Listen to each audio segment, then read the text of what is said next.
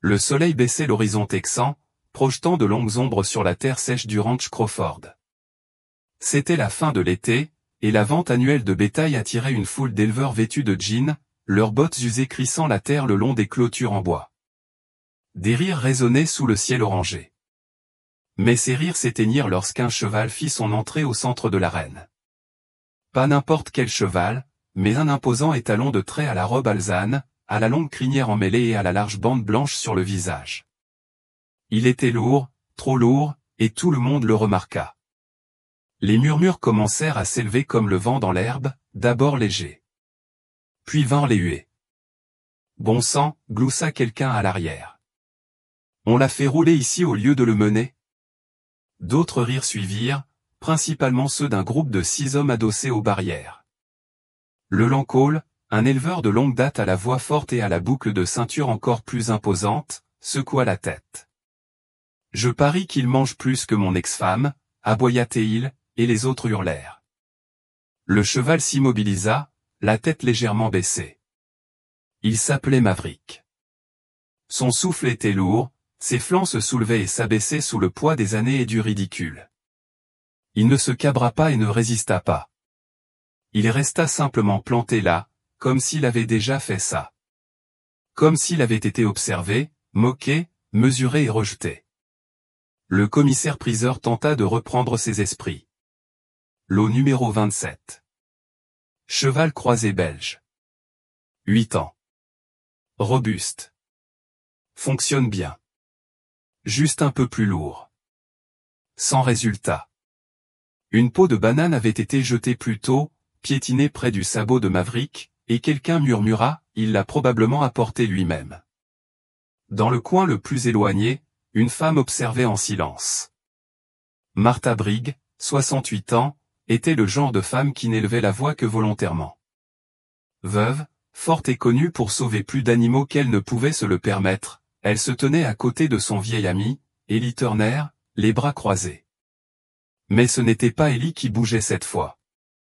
C'était la troisième silhouette à côté d'elle, son frère, le jumeau de Leland, le plus silencieux.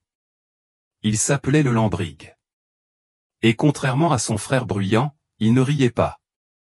Leland Brigg s'avança lentement et sûrement, fixant le cheval du regard.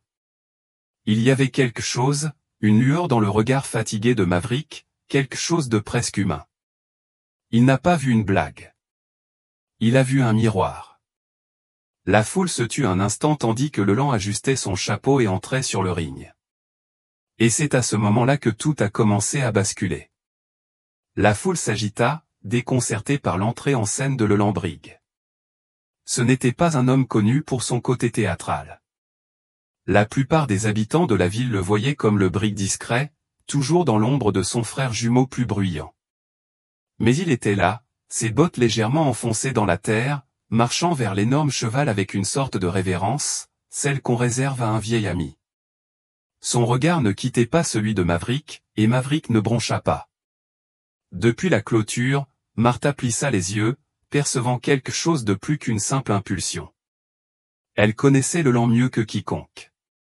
Il n'avait rien fait sans y avoir réfléchi. Et pourtant, ce moment ne semblait pas planifié. Il semblait personnel. Même Ellie, qui était venue uniquement pour chercher un cheval de trait solide pour son domaine en difficulté, s'est retrouvée penchée, attirée par un silence qui avait envahi l'arène comme une tempête juste avant le premier coup de tonnerre. Leland s'arrêta à quelques mètres de Maverick. L'air était immobile. Les hommes qui avaient ri plus tôt étaient maintenant plus silencieux, incertains de ce qui se passait. Leland leva lentement la main, effleurant l'encolure épaisse du cheval. Le poil rêche toucha sa peau burinée, et l'espace d'une seconde, Maverick ferma les yeux. Ni tressaillement, ni peur, juste l'immobilité, comme s'il avait attendu cette main précise. Derrière lui, Randy Cole ricana bruyamment. « Qu'est-ce qui ne va pas, Leland ? Tu as enfin trouvé quelqu'un de ta taille. » Les rires revinrent, quoique moins enthousiastes. Certains hommes échangèrent des regards. Tout le monde n'était pas à l'aise de se moquer d'un homme dans un moment pareil. Mais Leland ne répondit pas. Il garda simplement la main sur le cheval, la mâchoire serrée, le regard doux. Maverick déplaça son poids, laissant échapper un souffle qui souleva la poussière. Quelque chose se fendit dans la mémoire de Leland. Un chant oublié depuis longtemps. Le bruit des sabots d'il y a des décennies. Et un père qui disait, on ne choisit pas le bon cheval à son poids. On le choisit à son cœur. Leland n'avait pas pensé à son père depuis des années. Il n'en avait pas eu envie, mais soudain, les mots résonnèrent comme s'ils venaient d'être prononcés. Le commissaire-priseur s'éclaircit la gorge. Quelqu'un veut mettre les enchères? Et puis Leland fit quelque chose d'inattendu. Il tourna la tête juste assez pour parler. 500, dit-il. Un murmure parcourut la foule. Trop pour ce cheval. On pensait qu'il avait perdu la tête. Mais Leland s'en fichait. Maverick l'avait déjà choisi. Et au fond de lui, il savait que ce n'était pas qu'un cheval. C'était autre chose. La vente s'est conclue d'un coup de marteau et d'une seule enchère, $500. Aucune contre-offre. Aucune hésitation. La foule n'a pas applaudi. Elle s'est contentée de regarder. Alors que Leland conduisait Maverick hors du ring par la corde usée, une vague de conversation tranquille le suivait comme de la poussière dans ses pas. Pour la plupart d'entre eux, il était désormais l'idiot qui se laissait berner.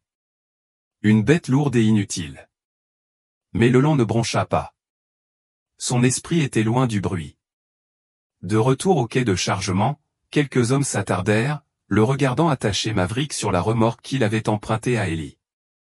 Randy Cole est passé avec un demi-sourire narquois, mâchant un cure-dent comme si cela faisait partie de sa personnalité. Bon sang, Leland, je ne savais pas que tu collectionnais les causes perdues. Et maintenant? Sauver des tatous aux pattes flasques?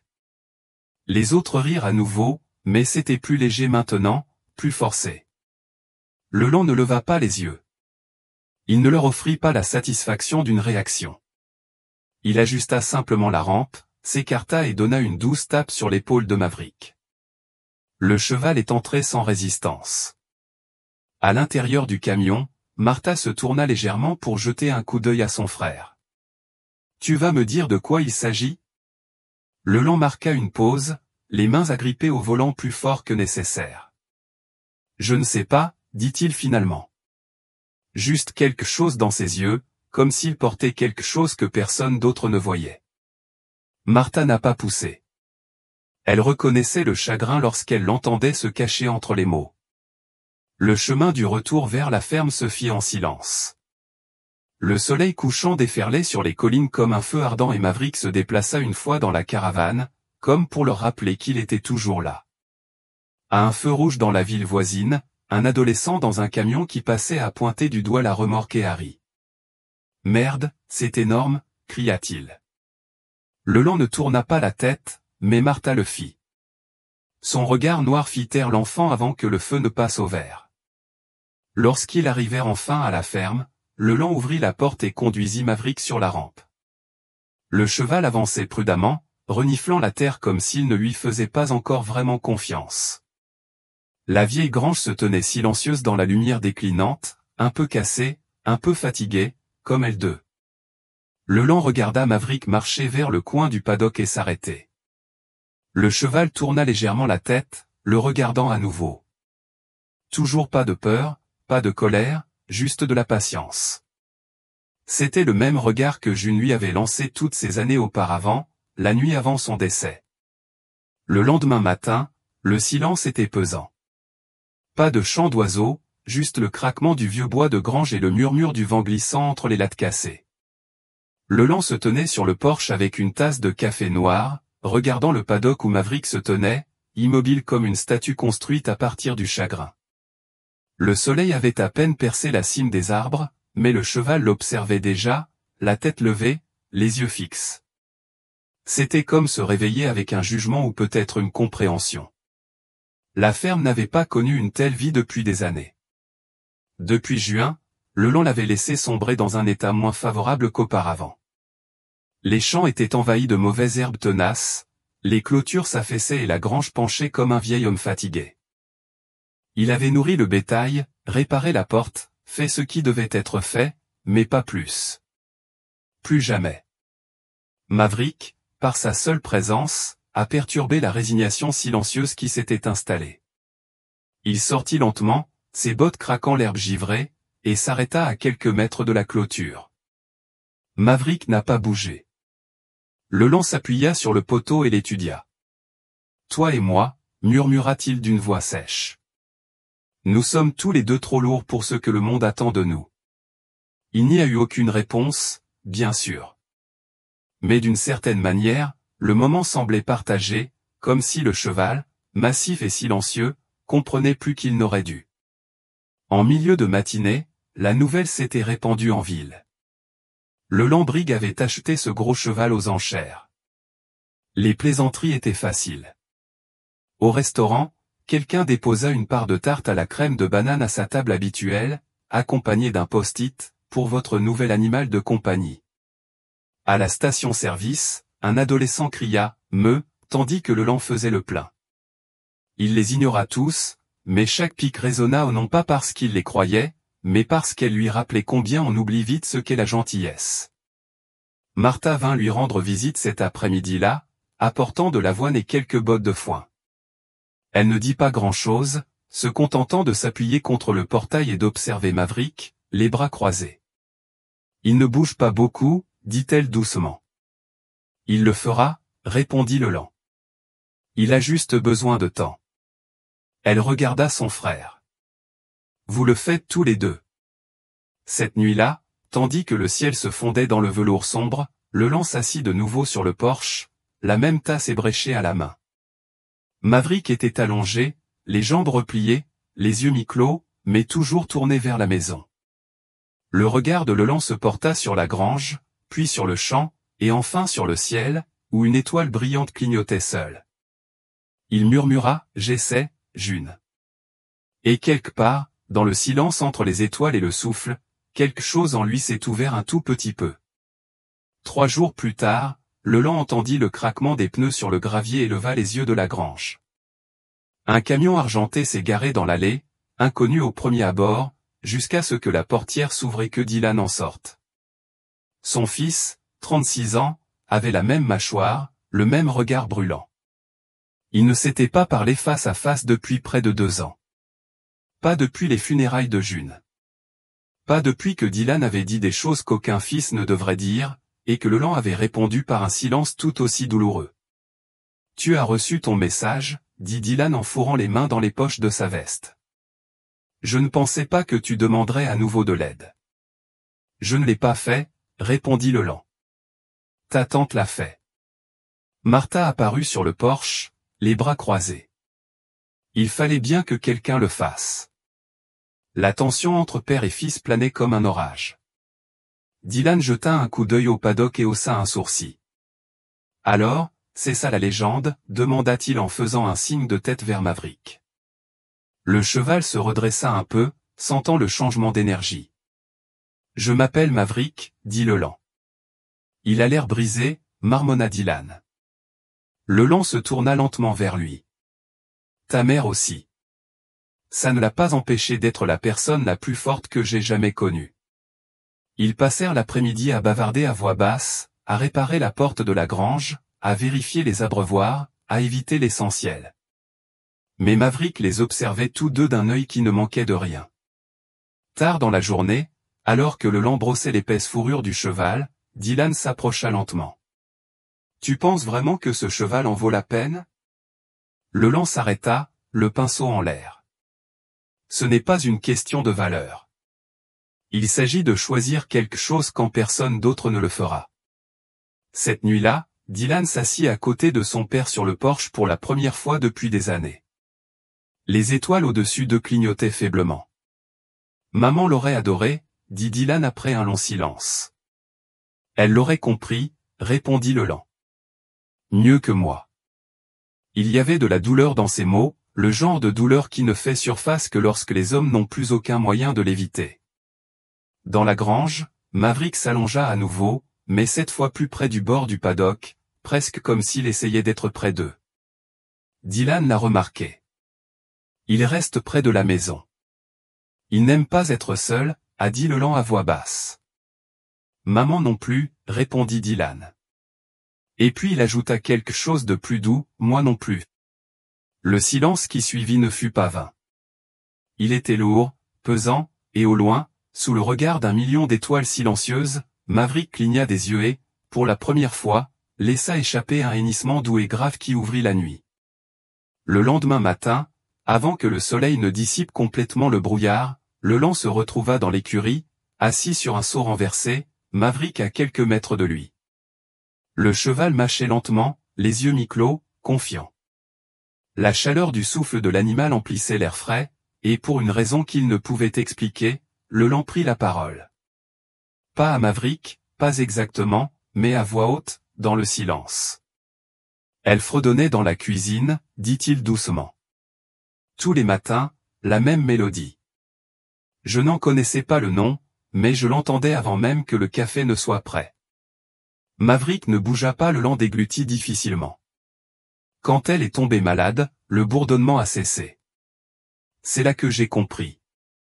Avant même que le médecin ne nous le dise, ce silence était plus fort que tout. Derrière lui, Dylan se tenait dans l'embrasure de la porte, les bras croisés. Il n'avait pas voulu écouter aux portes, mais quelque chose dans la voix de son père, dénué de fierté, dépouillé de son armure, le poussa à rester. Ce n'était pas l'homme qu'il avait élevé avec des mains calleuses et des attentes silencieuses. C'était quelqu'un de brut, d'humain. Je t'en ai voulu, dit Dylan en s'avançant. À l'époque, de ne pas avoir été plus doux avec elle, de ne pas avoir lutté plus durement quand son état s'est aggravé.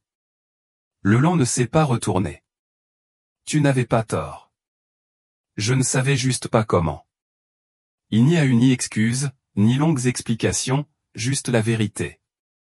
Simple et sans phare. Et d'une certaine manière, c'était suffisant. Ils passèrent le reste de la journée à travailler côte à côte dans un rythme tranquille, réparer des poteaux de clôture, nettoyer des stalles, poncer du vieux bois, et pendant tout ce temps, Maverick les suivait à distance, comme si sa seule présence recousait quelque chose d'invisible. Lorsqu'ils s'arrêtèrent pour déjeuner, Dylan regarda à travers le champ et dit, « Tu sais que ce n'est pas seulement un cheval, n'est-ce pas ?» Leland eut un léger sourire. « Non, il ne l'est pas. » Il était difficile d'expliquer ce qu'était devenu Maverick. Un symbole, peut-être. Une seconde chance qui ne parlait pas, qui se contentait d'attendre. J'ai attendu que les hommes soient trop fiers pour pleurer, trop têtus pour changer, pour enfin se souvenir de qui ils étaient avant que la vie ne les endurcisse. Ce soir-là, alors que le ciel passait de l'or au bleu profond, Dylan a pris une photo de Maverick paissant près de la clôture. « Tu devrais montrer ça aux gens, » dit-il. « Pas les blagues, pas le poids. Ça. » Leland regarda l'image sur son téléphone. Pour la première fois depuis des années, il hocha la tête. « Il est peut-être temps qu'ils voient ce que je vois. » Et juste derrière eux, Maverick leva la tête comme s'il savait qu'ils étaient enfin prêts à écouter. La photo prise par Dylan s'est répandue plus vite qu'il ne l'avait prévu. À la fin de la semaine, elle avait été partagée des dizaines de fois sur des groupes Facebook locaux, échangée entre téléphones au restaurant et même publiée dans le journal du comté avec la légende, le gentil géant de Brick Farm. L'image montrait Maverick sous la douce lumière du soir, broutant paisiblement, sa silhouette massive encadrée par un halo d'or. Mais plus que cela, les gens remarquaient son regard, calme, stable, presque sage. Au début, les commentaires étaient prudents. Je ne savais pas du tout que ce cheval pouvait se tenir debout. Je suppose qu'il y a plus en lui qu'il n'y paraît. Puis ils ont été intrigués. Quelques voisins se sont arrêtés près de la clôture, faisant semblant de passer. Les enfants voulaient le caresser. Quelqu'un a laissé un sac de pommes sur le portail. Leland regardait tout cela se dérouler depuis le porche, les bras croisés, ne sachant pas quoi ressentir. Il n'avait pas demandé d'attention. Mais peut-être, était-il temps d'arrêter de s'en cacher. Un après-midi, alors que Leland et Dylan travaillaient à réparer un poteau de clôture, un camion familier est arrivé. La porte claqua avec cette confiance suffisante que seul un homme en ville possédait. Randy Cole, même chapeau, même démarche bruyante. Il se tenait debout, les pouces accrochés à sa ceinture, et regardait autour de lui comme s'il était le maître du terrain. « Eh bien, regardez qui est devenu le héros, » dit-il avec un sourire narquois. « Même les chevaux gras ont droit à des arcs de rédemption, de nos jours, hein. » Leland se leva lentement, s'essuyant les mains sur un chiffon. « Tu n'es pas venu ici juste pour t'écouter parler. Que veux-tu » Randy haussa les épaules. Il paraît que les gens sont intéressés par le grand gaillard. Peut-être que les jeunes des prochaines kermesses pourraient se faire un peu d'argent. Je me suis dit que tu aimerais peut-être participer. Donne-lui un vrai travail. Ce n'était pas une question de gentillesse. C'était une question de business. Randy n'a jamais vu de valeur à moins qu'il y ait un profit. Dylan s'avança, mais Leland leva la main. Il a déjà un travail, dit Leland fermement. Il nous apprend à devenir de meilleurs hommes. Randy rit, mais ça ne dura pas. Il regarda à nouveau autour de lui, puis murmura, « Ne t'attache pas trop. Les gens adorent construire des choses juste pour pouvoir les détruire. » Et sur ce, il partit, la poussière tourbillonnant dans son sillage. Cette nuit-là, Maverick refusa de s'allonger. Il arpentait le paddock, les oreilles tremblantes au moindre bruit. Quelque chose avait bougé dans le vent, quelque chose qui n'était pas encore vu, mais qui était certainement ressenti, et Leland, assis sur le porche avec sa deuxième tasse de café, le sentit aussi. La tempête est arrivée sans prévenir. Ce n'est pas un orage de tonnerre ou de pluie, mais un orage de cruauté. Juste après minuit, Leland fut tiré de son sommeil par le bruit frénétique des sabots frappant la terre. Il enfila ses bottes et se précipita dehors, le cœur battant, une lampe de poche à la main. Le faisceau balaya le paddock et ce qu'il vit lui retourna l'estomac. Maverick saignait. Des coupures superficielles le long du flanc. Des brûlures de corde lui traversaient le cou. La porte avait été forcée. Des éclats de bois jonchaient le sol et des traces de pneus boueuses traversaient le champ. Leland tomba à genoux à côté du cheval, les mains tremblantes. Maverick était toujours debout, respirant lourdement, tremblant, mais vivant. Dylan est apparu quelques instants plus tard, les yeux écarquillés de panique. Que s'est-il passé? La mâchoire de Leland se serra. Quelqu'un a essayé de le faire sortir. Qui ferait ça? La réponse n'avait pas besoin d'être prononcée. Ils la connaissaient tous les deux. Tout le monde en ville n'aimait pas ce que Maverick était venu représenter. Tout le monde n'a pas apprécié de voir la faiblesse se transformer en force. Le shérif est venu le lendemain matin, a pris des photos, a rédigé un rapport, a secoué la tête et a dit tout ce qu'il fallait dire. Mais la justice était lente dans ces régions, et Leland savait qu'il valait mieux ne pas l'attendre. Martha est arrivée avec des bandages et un antiseptique. Elle ne parlait pas beaucoup, mais ses mains étaient fermes tandis qu'elle nettoyait les plaies. Dylan tenait le licol du cheval et murmurait des mots doux comme un enfant pourrait murmurer à un parent blessé. Il n'a pas riposté, dit Dylan doucement. Il aurait pu abattre la clôture d'un coup de pied. Il a écrasé quelqu'un, mais il est resté planté là. Leland a hoché la tête. Voilà à quoi ressemble la force. La nouvelle de l'attaque se répandit rapidement. Cette fois, la ville ne rit pas. On apporta de la nourriture, du foin propre et des excuses discrètes. Quelqu'un peignit un nouveau panneau et l'accrocha à la clôture, qui s'en prend à l'un, répond à tous. Et même si Leland appréciait le geste, il savait que quelque chose avait changé pour toujours. Cette nuit-là, alors que Maverick était allongé à la belle étoile, recousu et bandé, mais surveillant toujours la maison, Leland était assis à côté de lui dans la poussière. Pas de porche, pas de distance, juste l'homme et le cheval, épaule contre épaule. Il posa une main sur le cou épais de Maverick et murmura, « Ils ont essayé de te briser, mais ils nous ont rendus plus forts. » Et quelque part dans l'obscurité, au-delà des clôtures et des planches cassées, quelqu'un regardait sans être vu, car tout le monde n'avait pas fini d'essayer. Le lendemain matin de l'attaque, la ferme paraissait différente, non pas brisée, mais alerte comme un corps blessé qui attendait, tendu, un nouveau coup. Leland dormait à peine.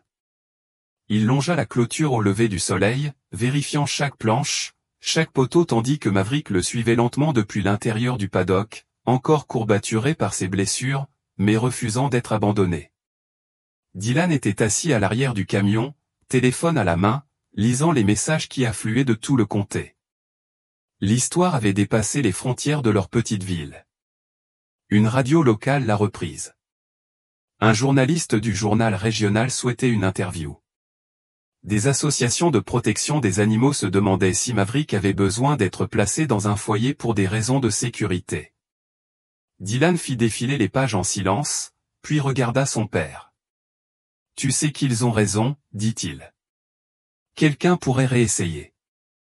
La prochaine fois, il pourrait réussir. » Leland regarda les champs, la mâchoire serrée. « Alors, qu'est-ce qu'on fait ? » L'enfermer. Le transformer en symbole derrière une clôture. Martha, venue voir comment ils allaient, se tenait près de la grange et écoutait. « Il ne s'agit peut-être pas de l'enfermer, dit-elle. Il s'agit peut-être de le laisser aller là où il pourra être plus qu'un simple survivant. C'est peut-être pour ça qu'il est là. » Ce n'était pas ce que Leland voulait entendre pas après tout ça, mais au fond de lui, il le savait. Maverick avait surmonté la douleur. Il avait dépassé la ferme. Ce qui avait commencé comme un sauvetage était devenu quelque chose de plus grand, une histoire que les gens avaient besoin de voir, de ressentir et de croire à nouveau. Plus tard dans la journée, Dylan a appelé un sanctuaire dans le nord du Texas. Un endroit avec des pâturages ouverts, un système de sécurité et une équipe qui comprenait ce que des animaux comme Maverick représentaient pour les humains. Ils ne se contentaient pas de prendre soin des créatures brisées, ils aidaient à reconstruire des vies grâce à elles. « Il ne sera pas seul, dit Dylan à son père. On utilise des chevaux comme lui en thérapie. Les vétérans, les enfants traumatisés, les gens qui ne savent pas parler de la douleur. Ils parlent à travers les animaux. C'est ce que maman aurait voulu. » Leland ne répondit pas tout de suite. Ce soir-là, il se rendit au paddock où Maverick se tenait sous la pleine lune. Les bandages avaient disparu, les blessures guérissaient. Mais son regard, ce même regard fixe, rencontra le sien avec une profondeur profonde. Gratitude, compréhension. « Tu es venu ici pour me soigner, » murmura Leland. « Et maintenant, il est temps pour toi de le faire pour quelqu'un d'autre. » Dans le silence qui suivit, Maverick fit un pas en avant et posa doucement sa tête contre la poitrine de Leland. Le jour du départ de Maverick, il faisait plus froid que prévu. Pas le genre de froid qui pique la peau, mais celui qui persiste dans la poitrine. Leland se tenait dans l'allée tandis que la remorque de transport s'arrêtait, propre et blanche, avec l'inscription « Sanctuaire des pins murmurants » peinte sur le côté. Les manutentionnaires s'approchaient d'une voix douce et d'une main calme. Mais c'est Leland qui a conduit Maverick dans la caravane. Pas de corde, pas d'ordre, juste de la confiance. Dylan observait en silence, les bras croisés, la gorge nouée. Il ne prit pas la peine de se cacher. L'atmosphère entre le père et le fils avait changé, non pas parce qu'ils avaient tout résolu, mais parce qu'ils avaient partagé quelque chose de vrai, le chagrin, l'épanouissement, la grâce. En entrant dans la caravane, Maverick tourna la tête, croisant une dernière fois le regard de Leland. Non pas pour lui dire au revoir, mais pour le remercier. Martha a placé une petite photo à l'intérieur de la remorque avant qu'elle ne se ferme, une photo de June debout à côté de la vieille grange, souriante avec le soleil dans ses cheveux. « Alors il se souvient d'où il vient, » dit-elle doucement. Leland hocha la tête, les yeux embués. Elle aurait adoré ça. Non, répondit Martha. Elle aurait compris. Alors que le camion disparaissait sur la route, la ferme semblait à la fois plus vide et plus légère. Leland resta longtemps debout, les mains sur les hanches, à regarder le gravier qui avait autrefois supporté le poids d'un cheval brisé et d'un homme brisé. Mais maintenant, le gravier était propre, la grange reconstruite, les clôtures debout et l'homme toujours en train de guérir mais ne se cachait plus. Dans les semaines qui ont suivi, l'histoire de Maverick a eu une portée que quiconque aurait pu imaginer. Des photos, des lettres et des dons ont afflué au sanctuaire. Des vétérans ont écrit pour dire qu'ils se reconnaissaient dans ses yeux. Des parents ont envoyé des mots de remerciement pour la paix qu'il apportait à leurs enfants. Maverick est devenu plus qu'un simple cheval. Il est devenu un symbole non pas de force physique, mais de force spirituelle. Calme, patient, inébranlable. Un soir, Leland était assis sur le porche, une tasse de café dans une main et une lettre dans l'autre. Un mot de remerciement d'une femme dont le fils avait prononcé ses premiers mots depuis des mois, après avoir rencontré Maverick. Dylan le rejoignit. Sans un mot. Au-dessus d'eux, le ciel brûlait d'orange, tout comme le jour où tout a commencé. Et tandis que le vent traversait les champs, effleurant l'herbe comme des doigts sur la mémoire, Leland murmura à l'horizon, « Tu ne l'as jamais seulement sauvé lui. Il nous sauvait tous. »